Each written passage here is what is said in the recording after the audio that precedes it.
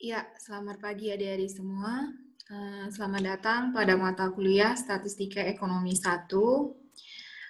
Mata kuliah ini memiliki bobot 3 SKS, dan mata kuliah ini dibawakan oleh dua dosen, di mana dosen pengampu mata kuliah 1 adalah Bapak Bolang, kemudian dosen pengampu mata kuliah kedua adalah dengan Ibu sendiri, Erika Veronica Borusman Khalid.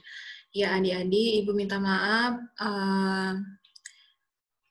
kita belum bisa perkuliahan tatap muka melalui Zoom, dikarenakan Ibu ada kesibukan beberapa hal, tapi Ibu tetap melaksanakan kewajiban Ibu. Ibu merekam video pembelajaran yang bisa kalian tonton, bahkan melalui video pembelajaran kalian bisa ulang-ulang kembali penjelasan Ibu. Kalau kita pakai Zoom kan hanya saat itu saja, tapi kalau dengan direkam seperti ini, kalian bisa putar kembali videonya, lihat kembali penjelasannya seperti apa dan bagaimana. Ya, adik-adik, di sini ada hal yang ingin Ibu sampaikan bahwa sekalipun kita perkuliahannya daring atau online, perkuliahan kita ini tetap mengikuti peraturan yang sebelum-sebelumnya, di mana adik-adik tidak boleh absen atau tidak hadir lewat dari 3 kali. Ketika adik-adik telah lewat dari 3 kali absennya atau ketidakhadirannya, maka adik-adik tidak boleh mengikuti UAS. Jika Anda tidak boleh mengikuti UAS, artinya kemungkinan besar Anda akan mengulang di tahun depan untuk mata kuliah ini, begitu. Kemudian Ibu harapkan adik-adik tetap disiplin mengikuti perkuliahan dan mengerjakan setiap tugas yang diberikan setiap akhir perkuliahan. Baik, kita masuk ke materi pembahasan. Oke. Nah, kita di sini akan membahas mengenai definisi dasar. Jadi kita masih di bab 1. Modulnya ini Ibu akan bagikan nanti di grup WA sehingga kalian bisa baca lagi. Ya, definisi dasar. Apa itu statistika? Ya, statistika merupakan ilmu yang mempelajari cara mengumpulkan, mengatur, menganalisis, dan menafsirkan data untuk membantu membuat keputusan yang efektif. Nah, ingat ya, kalau yang namanya statistika itu merupakan sebuah ilmu. Kata kunci di sini yang harus kalian ingat, ilmu, kemudian mengumpulkan, mengatur, menganalisis, menafsirkan data. Artinya, ketika kita menganalisis dan menafsirkan data, kita pasti akan membuat sebuah keputusan. Sehingga, statistika ini sangat penting bagi semua pengguna data informasi. Karena dengan adanya statistika, kita dapat terbantu untuk membuat suatu keputusan. Terutama bagi adik-adik nanti ketika dalam penyusunan proposal skripsi dan hasil skripsi. Dengan melakukan uji statistik, kalian akan membuat suatu keputusan dari hipotesis yang telah kalian uji. Baik, kita masuk ke selanjutnya. Apa itu statistik? Beda ya, kalau yang di atas tadi itu statistika.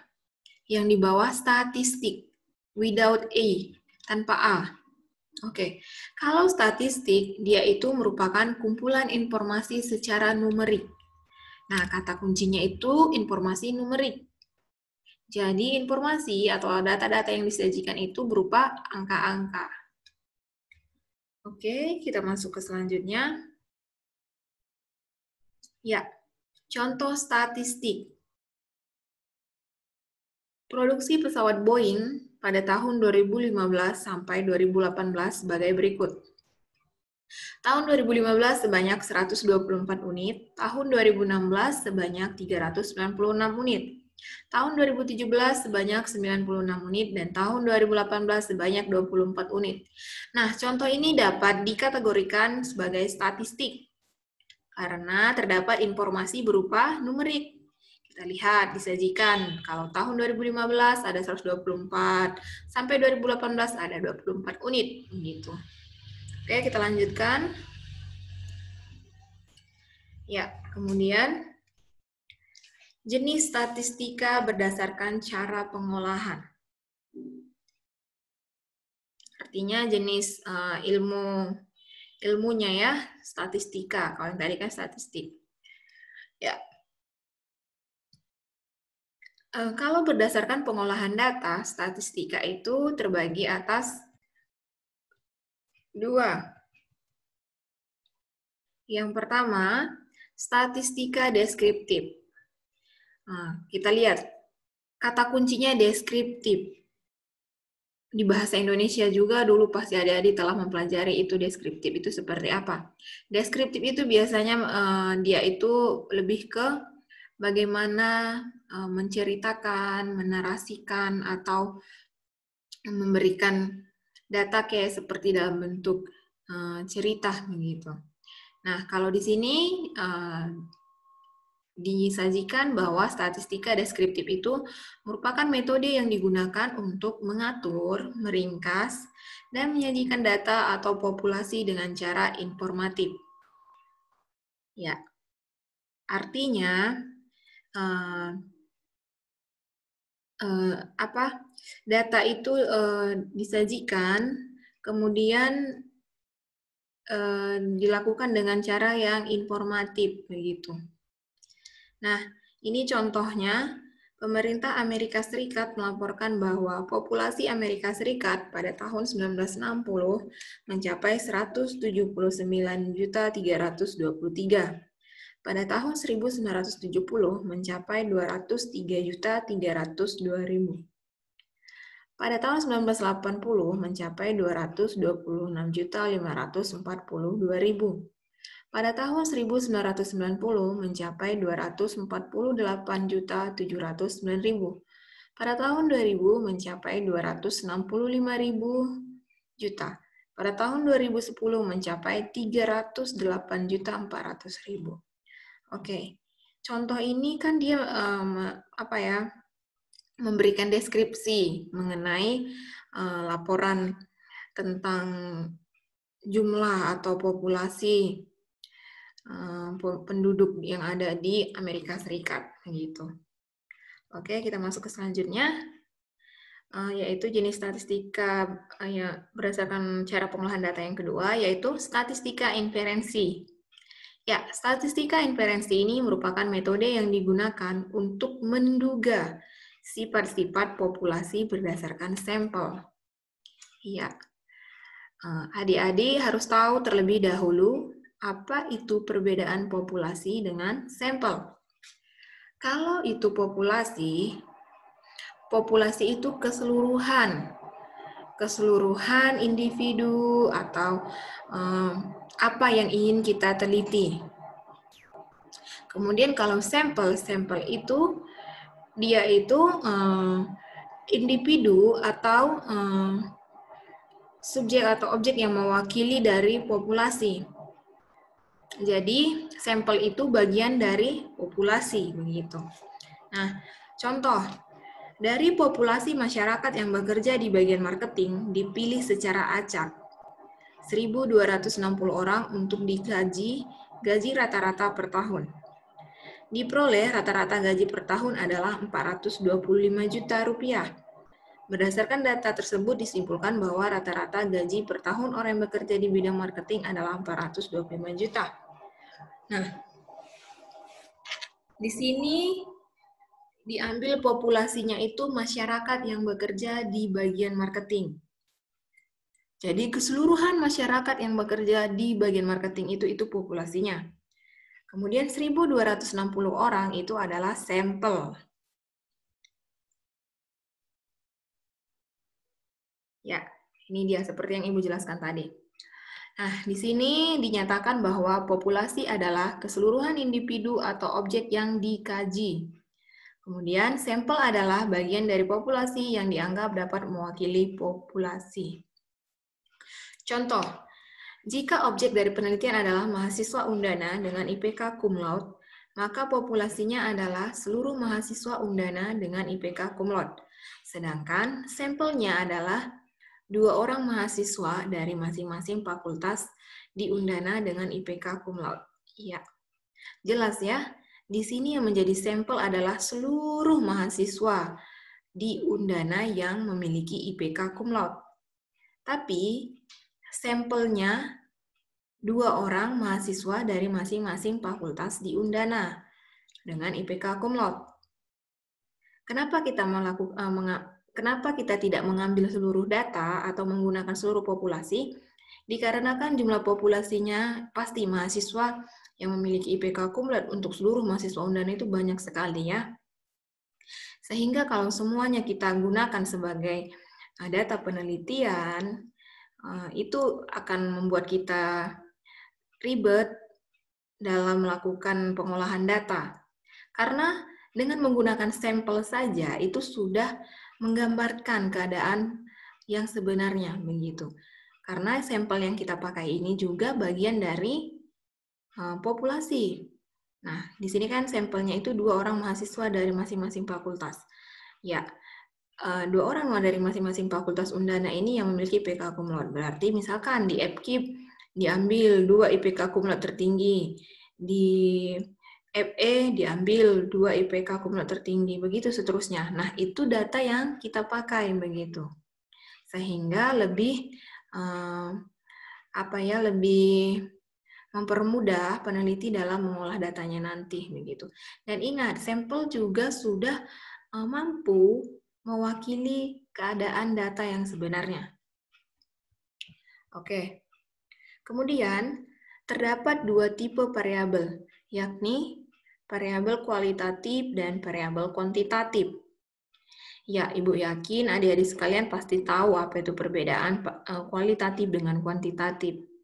Ini bukan hal baru lagi, kalian pasti sering mendengar ketika masih sekolah. Oke, kita lihat. Di sini dinyatakan variabel kualitatif merupakan variabel yang ciri-cirinya bersifat non-numerik. Ya, non-numerik di sini artinya tidak berupa angka-angka atau bilangan angka-angka. Ya, contoh jenis kelamin, agama, warna mata, dan lain-lain. Kemudian, variabel kuantitatif merupakan variabel yang ciri-cirinya bersifat numerik. Ya, kalau tadi kualitatif dia non-numerik, kalau kuantitatif dia numerik. Kalau tadi kualitatif tidak berupa angka atau bilangan, kalau kuantitatif dia berupa angka. Kemudian, variabel kuantitatif ini memiliki 2 jenis variabel lagi, yaitu variabel kontinu dan variabel diskrit. Baik. Oke, apa itu variabel diskrit? Variabel diskrit merupakan variabel yang nilainya berupa bilangan bulat. Ya, bilangan bulat di sini maksudnya ya bilangannya itu bulat, angkanya bulat seperti 1, 2, 3, 4, 5 begitu. Ya, contohnya di sini jumlah anggota keluarga, jumlah pakaian di rumah dan lain-lain. Kemudian variabel kontinu. Ya, variabel kontinu ini merupakan variabel yang nilainya berupa bilangan real. Ya, bilangan real itu bilangan yang bisa bilangan bulat dan bisa juga bilangan desimal atau bilangan pecahan. Jadi bilangan real itu bisa 1, bisa 1,5, bisa 2, bisa 2,5, bisa 3/4, bisa 1/2 begitu. Contoh tinggi badan. Nah, tinggi badan itu kan bisa 160 cm.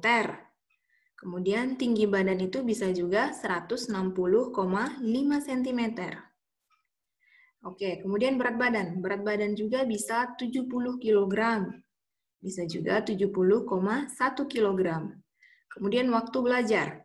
Bisa waktu belajar adik-adik pasti berbeda-beda. Ada yang hanya 10 menit, ada yang 7 menit, ada yang 15 menit, ada yang 1 jam, ada yang 1 jam setengah, dan lain-lain. Jadi di sini kata kuncinya yang perlu adik-adik ingat, Kalau dia itu bilangannya bulat, hanya bisa bilangan bulat, berarti itu variabel discrete. Tapi ketika bilangannya itu bisa bilangan bulat dan bisa juga bilangan pecahan atau bilangan desimal, maksudnya di sini bilangan real, ya itu masuk ke variabel kontinu. Ya, Ibu ulangin lagi ya. Kalau dia itu data yang disajikan, angkanya bisa kita buat dalam bilangan bulat, kemudian bilangan desimal, dan bilangan pecahan, itu merupakan variabel kontinu.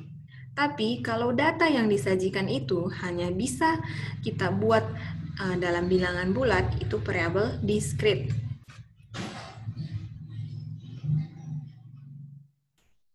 Oke. Nah, kita lihat. Di sini pembulatan data. Pembulatan dilakukan ke arah bilangan terdekat. Pembulatan ke bawah jika bilangan terkait bernilai maksimal. Selebihnya dibulatkan ke atas. Ya. Contoh, 23,59. Dibulatkan hanya satu angka di belakang koma.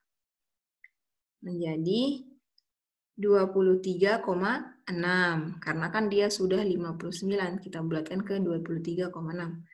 Kemudian ini 431, ini harusnya koma ya, 431,945. Dibulatkan dua angka di belakang koma menjadi 431,94. Ya, dia pembulatannya ke bawah. Kenapa pembulatannya ke bawah? Karena dia di sini tiga angka di belakang komanya itu pas di 5, tidak lewat ke atas. Andai kata tadi 431,946, itu bisa kita bulatkan ke atas menjadi 431,95. Tapi karena dia ini 431,945, dia kita bulatkan ke bawah. Oke, kita masuk ke notasi sigma. Ya, adik-adik harus tahu bahwa sigma itu notasi yang menyatakan penjumlahan. Ya, di sini sigma xi untuk i dari 1 sampai n sama dengan x1 tambah x2 tambah x3 tambah titik-titik-titik sampai xn. Oke.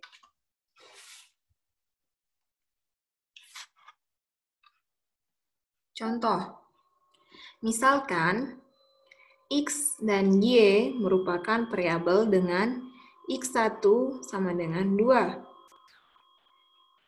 x2 sama dengan minus 1, x3 sama dengan 3, dan y1 sama dengan 2, y2 sama dengan 1, y3 sama dengan minus 4. Hitunglah. Sigma xi untuk i dari 1 sampai 3. B.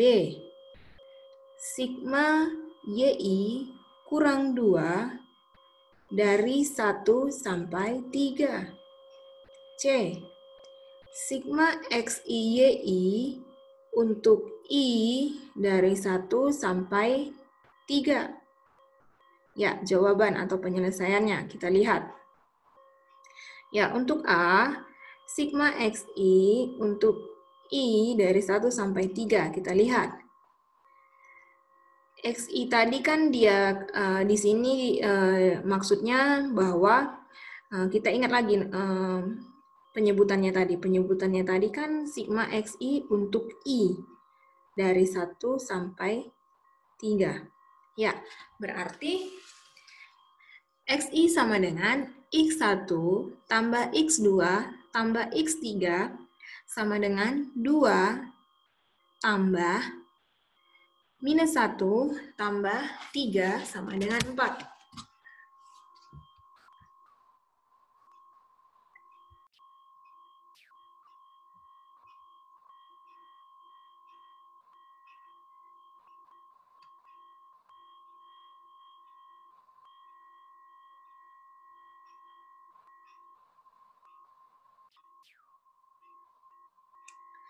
Ya, dari mana datangnya 2? Ya, 2 ini datang dari X1. Ini. X1 itu kan sama dengan 2. Kemudian dari mana datangnya minus 1? X2. Dari sini. X2. Kemudian dari mana datangnya 3? 3 ini datang dari X3. Oke, kemudian yang B. Yang B, sigma YI kurang 2 untuk I dari 1 sampai dengan 3. Ya, kita lihat. Ya, adik-adik fokus di sini. Di sini kan dikasih tahu bahwa I-nya itu tadi adalah 1, 2, sampai 3. Nah, kita fokus ke dia punya peraturan ini. Nah, peraturan ini kan YI1 kurang 2. Ya, tadi kan I 1 sampai 3. Jadi I-nya ini 1, 2, kemudian 3. Ya, kemudian tinggal kita aplikasikan, kita lihat datanya.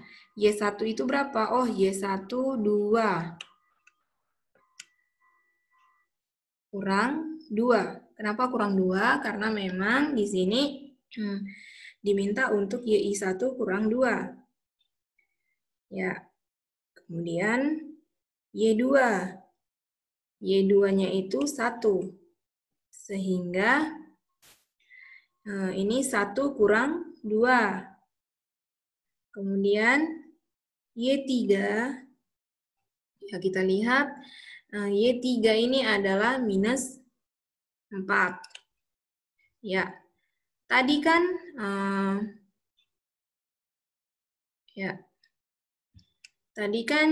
Y1 kurang 2 ini kita lihat Y1-nya itu 2. 2 kurang 2 hasilnya 0. Kemudian Y2 kurang 2. Y2 1. 1 kurang 2 minus 1. Kemudian Y3 kurang 2. Y3 itu minus 4. Kalau minus 4 dikurang 2 artinya kan minus 4 dikurang 2 artinya kamu punya utang 4, nambah lagi utang kamu 2, jadinya minus 6, utang 6. Ya, kita jumlahkan semuanya menjadi minus 7. Begitu ya. Ya, begitu ya adik-adik. Oke, kita masuk ke C. Untuk C, dia minta sigma XI YI untuk I dari 1 sampai 3. Ya.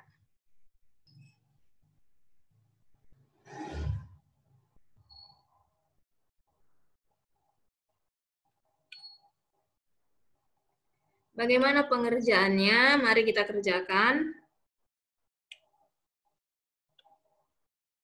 Ya.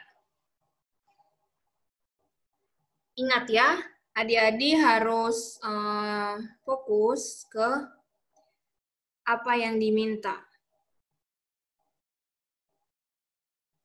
Fokus ke apa yang diminta. Di sini yang diminta itu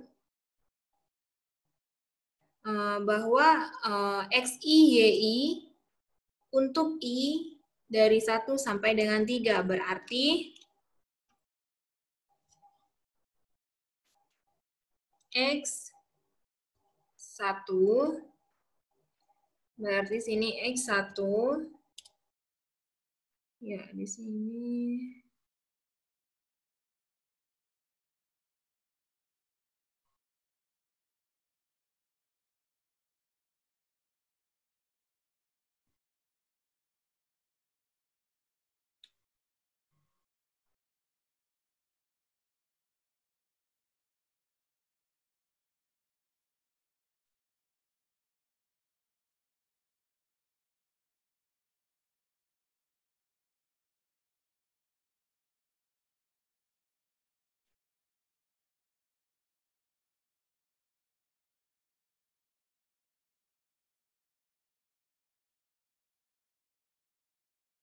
Ya, ada sedikit gangguan, tunggu sebentar.